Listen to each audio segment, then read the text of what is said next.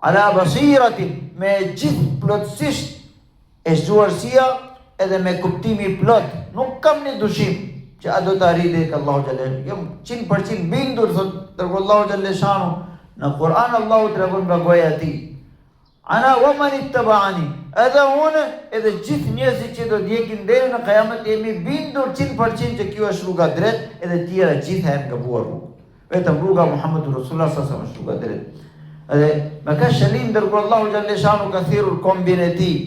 Edhe pastaj Abu Bakr radhiyallahu anhu dita e pari kur ka pranuar Islamin, pas pranimi Islam, puna e parë ai çfarë? Ato shok që njëjtë ai në Mekka ka shkuar dhe dita e parë ai njerëzit më të famshëm Osman bin Affan, njohim në Khalifa 4, Abdurrahman ibn Auf, ne njohim gazit shokët Profet alayhis salam që është përmendur xhennet në dunia.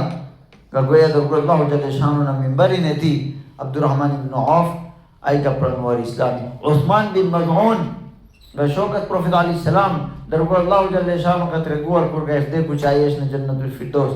Ashtu njerëzit më të lartë kanë pranuar Islam nga dora Abu Bakr radhiyallahu anhu. Edhe ashtu ka filluar sakrifisi. Ja shikoni ju Umar radhiyallahu anhu me dushimet e vet kur ka marrë vesh informacion në rruga që motra im ka pranuar Islamin dhe drejt. Ai që ishte për të dalë, ai ka dalur për të hequr koka dërguar Allahu xhallahu shanu. Të para vëroj punë e shtëpia im, pastaj i ka tia. Edhe kur kanë dëgjuar zëri këmbët, kanë futur Kurani çfarë ishin duke mësuar, që ishin shkruar në lakura, në letrat vet. Edhe sa erdhi Omari kanë filluar çfarë ishin duke lexuar. Nuk tregojmë të ty, që ti armiku atyre. Pastaj kur ka filluar duke rahur, ajo motra me çfarë forca foli, Omar bëj çfarë duash. Një e vërteta që është e hyrë në zemrën tonë, askush nuk heshtët. Edhe këto fjala që ka dalë nga thellësia e zemra, me njëherë ka hyrë në zemrën Umar radhiyallahu anhu, edhe është ndryshuar Umar radhiyallahu anhu. Khalid ibn Walid, ai kishte vllajën e tij Walid. Me emrin baba, atëherë leshin njerëzit emrin babi vet. Me emrin baba ishte emrin Walid. Ai është vllai i madh, edhe ishte në luftë të Badr, se nëse kemi dëgjuar që kur kanë bërë thirrja në Mekka për luftë të Badrit, nga çdo shtëpia në njëri ishte detyrueshëm. Edhe Khalid ibn Walid nuk ishte prezent në Mekka, është dërguar vllajën e tij. Ai vllai i madh është kapur.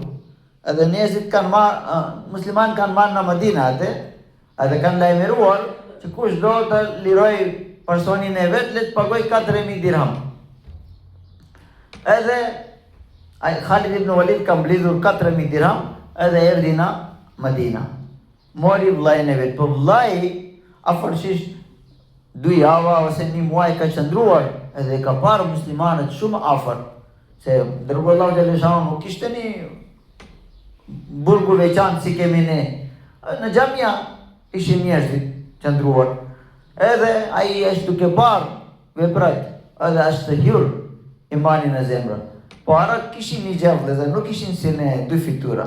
Ose pranosin Islam, thoshin një musliman, ose ai ka hyrë Islam në zemra, por nuk ka pranuar se mas kuptohet që ga që jam në kontrolin musliman, nëse pranohet thot për të shpëtuar vetën ka pranuar.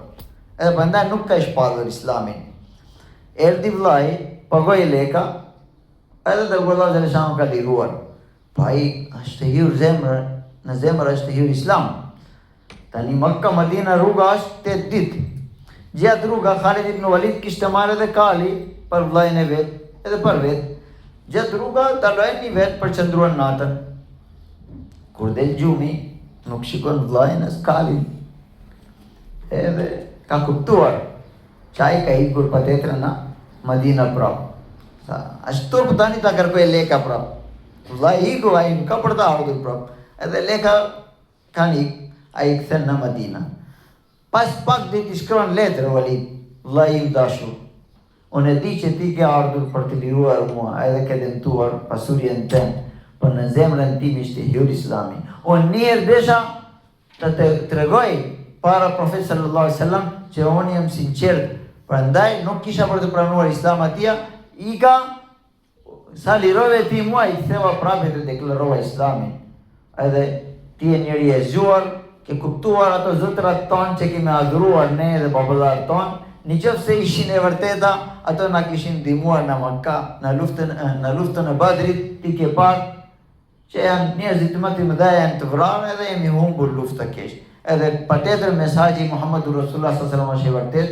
Hajde dhe ti prano Islami, se kam dëgjuar shumë herë fjala mirë për ty nga goja e dërguar Allahu xhallahu xhallahu. Një herë, dy herë, vazhdimisht i shkron. Ai ka shkruar aq herë, 3-4 herë, që Khalid ibn Walid ka arritur për të menduar pas 6 vit. Edhe në vitin e 6, Khalid ibn Walid çfarë bën e pari? Kur ka arritur që e vërtet është mesazhi Muhammedur Rasulullah, ai shkon tek shokët e vet. Shoku i pari ishte djali Abu Jahl, Ikrama radhiyallahu anhu. Me wan pranon Islam, po momentalisht nuk ishte musliman, thotë Ikrama. Ti e di ne kemi luftuar shumë luftë kundra Muhammed. Dhe gjitha ka fituar ai dhe ne kemi kuptuar që e vërteta që është ai është që ka sjell Muhammedur Rasulullah edhe ne jemi në gabim. Edhe unë jam dakord tani për të pranuar, nuk luftoj vetëm më tepër. Kur kam kuptuar që jemi në gabim. Ai tha, edhe ti ke drejt, për ti e di, babi im ishte luftëtari më i kundërstari më i fortë i Muhammedit, edhe ai është i shpallur lufta e pari, betejë e pari kundra Muhammedur Rasulullah. Edhe është vrarë dora atyre, unë nuk pranoj vetë këtë gjë. Edhe ti mund të shkosh. Pastaj i kanë tek Safwan bin Umayya. Safwan bin Umayya është edhe kunat, domethënë motra Safwani është në martesa Khalid ibn Walidi, edhe bash shok. Edhe ati tregon qartë. Edhe ai tha, mund të ikësh ti, por ne nuk pranojmë dot. Ti e di gjaka çfarë ka ndodhur ka turpima. Pastaj me wan Allahu edhe atyre ka dhënë hidayet. Po Khalid ibn Walid pastaj shkon tek Osman bin Talha. Osman bin Talha është personi i vlezër. Dërguar Allahu xhallahu shanu një herë në Makka kërkon çelsa për të hyrë në Kaaba. Për falu namaz. Edhe Osmani nuk dha. Pozita Muhammedur Rasulullah si biri Muhammed, biri Abdullah, pozita shumë e lartë. Pse fisi Profeti sallam ka dorëzuar çelsa në dorën e tij. Ato ishin kujdestarët. Po nga që është Rasulullah nuk jepte. Profeti alayhis salam ka thënë, o Osman, do vini ditë ato çelsa do të jetë në dorën tim, edhe unë do t'i jap këtë dua. Sa ajo ditë do të jetë ditë shumë e ulur edhe ditë shumë e keq për Quraysh. Tani pas edhe ati ka shkuar Khalid ibn Walid edhe ka treguar, edhe ajo ashtu bën. Pastaj Khalid ibn Walid shkon tek dërguar Allahu xhallahu shanu. Edhe në rruga takon me një shoku ngusht, Amr bin Asi. Bashkuan të dy edhe ikën tek Profeti alayhis salam. Me koka ulur, sa Khalid ngriu koka, nuk e për të ulur koka. Sa jam turburuar nga gjitha që kam bërë kundra teja. Sa e nuk diti që Allahu fal Islami, Allahu xhallahu shanu fal gjitha gjunahet kur pranon robi Islami.